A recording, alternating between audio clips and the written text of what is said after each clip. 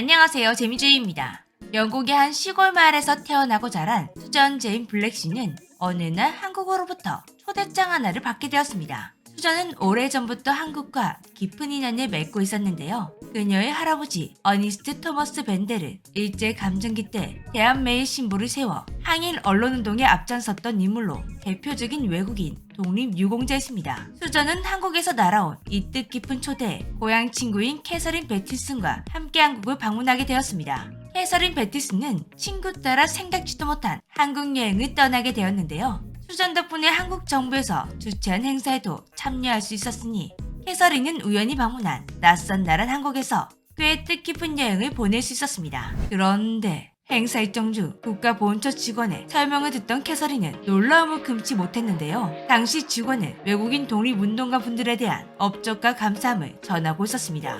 그녀는 낯선 나라 한국을 위해 피나는 노력을 쏟아부어주신 외국인 독립운동가들의 활약을 듣고 놀란 것이 아니었습니다. 외국인 독립운동가들 중 이름이 너무나도 낯익었기 때문인데요. 조지 루이스 쇼, 분명 어디선가 들어본 이름이었습니다. 캐서린은 자신의 할머니의 성이 쇼라는 것을 알고 있었기 때문에 조지 루이스 쇼는 나의 조상이지 않을까? 라는 생각이 번뜩 들게 되었는데요.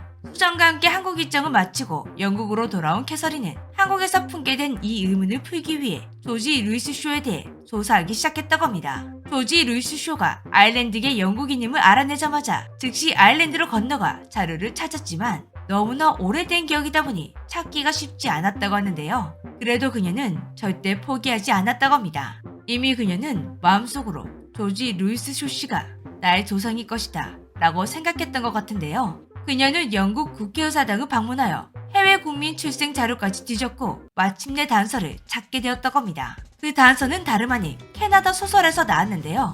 소설의 제목은 아리랑. 이건 북미 소설가 님 웨이스의 작품으로 독립운동가 김산을 모티브로 한 소설입니다. 소설 속 작가가 그린 자신의 삼촌 영국 사업가의 모습이 조지 루이스 쇼와 비슷했다고 합니다. 그렇게 조지 루이스 쇼가 캐나다와 연관되었다. 이 단서를 얻게 된 캐서린은 곧바로 캐나다 인구조사과에 전화를 걸었고 소설가와 연락을 닿게 된 그녀는 소설 속의 인물이 조지 루이스 쇼가 맞다는 사실을 확인받았습니다.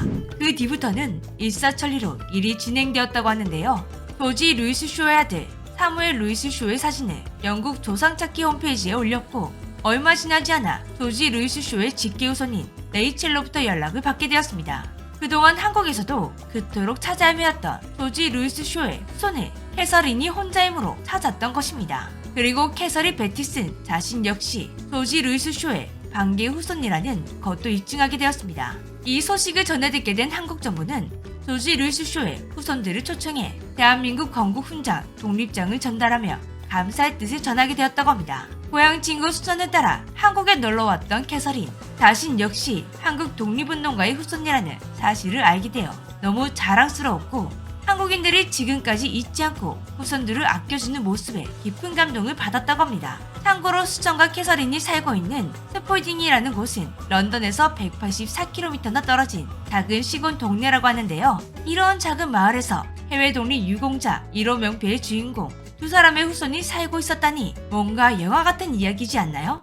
그리고 오늘 이야기에 나왔던 외국인 독립운동가 조지 루이스 쇼에 대해 모르시는 분들이 계실 것 같아 그에 대해 간략히 소개드리겠습니다. 조지 루이스 쇼는 아일랜드계, 일본계, 혼혈 영국인 기업인으로 일제강점기 때 조선인대 만명계획과 한국의 독립운동을 지원한 공로로 1963년 건국운자 독립장이 추서된 외국인 독립운동가입니다. 님 웨이스의 소설 아리랑의 주인공인 독립운동가 김사는 쇼에 대해 이렇게 기억하고 있었습니다.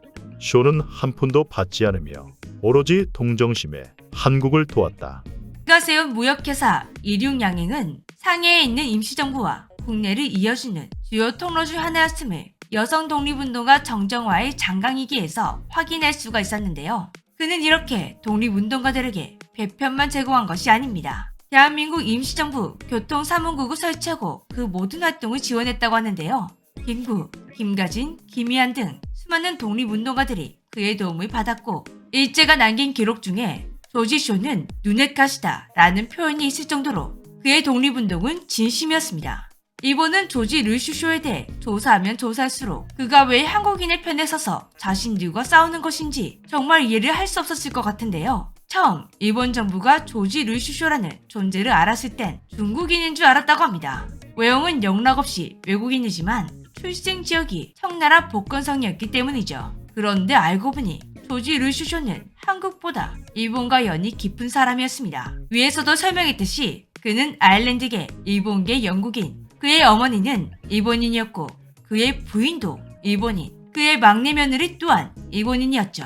조선의 독립을 돕고 있는 외국인이라서 조사했는데 알고 보니 일본과 더 연관이 높은 사람이었으니 일본의 입장에서는 꽤 황당했겠죠. 당시 조선 총독부가 그의 일본인 부인 오빠를 매개로 그의 회사 이륙양행을 매수하려고 시도했었습니다. 하지만 이 시도는 쇼의 강렬한 거부로 무산되었다고 합니다. 이에 일본은 외국인 신분이었던 그를 계획적으로 체포하기도 했는데요. 일본에서 오는 가족들을 맞이하기 위해 신이주로 간 쇼를 여권을 소지하지 않았다며 바로 체포해놓고 서울로 이송했을 땐 내란죄로 기소해버렸습니다. 그리고 가장 악명 높은 서대문 형무소에 수감시켜버렸죠. 솔직히 말하면 자신과는 이도 연관없는 한국을 돕다가 죽음의 위기까지 처하게 된 것인데요. 다행히도 이때는 그의 외국인 신분이 도움이 되었다고 합니다. 즉각 영국 정부에서 항의가 들어왔고 런던 타임즈에서 대문짝만하게 보도를 하다 보니 이런 모습을 압박을 느낀 일본은 4개월 만에 쇼를 보석 석방시켰다고 합니다. 한국을 돕다 감시를 당하고 사업도 견제당하고 심지어 체포까지 당했지만 그는 석방 후에도 여전히 한국을 도와주었다고 하는데요. 아니 오히려 더 적극적으로 독립운동에 뛰어들었다고 합니다. 우선 다시는 이런 일이 반복되지 않도록 아들들의 거주지를 일본에서 중국으로 옮겨버렸고 독립운동가 김문규를 중심으로 자신이 수감된 동안 위축되었던 안동교통사무국을 회복시켰다고 합니다. 심지어 그는 김문규가 잡혀갔다가 만기 추록했을 때도 다시 그를 고용하기도 했습니다. 무려 31년간 안동에서 독립운동 지원과 반일 활동을 이어나갔다고 하는데요. 이 정도면 한국과 피가 2%도 이어져 있지 않더라도 명예 한국인이라 불러드려야 할 것 같습니다. 어느 날 쇼는 김문규에게 이런 말을 남겼다고 합니다. 지금 세계 대세를 봐라. 아일랜드는 영국으로부터 독립하고 인도의 독립 역시 가까이 존재한다. 그러니 한국이 일본으로부터 독립함은 의심할 여지가 없다. 그대들이 만족할 만한 결과는 멀지 않았다. 하지만 안타깝게도 그는 한국의 독립을 보기 전인 1943년 11월 13일 하늘의 별이 되셨는데요.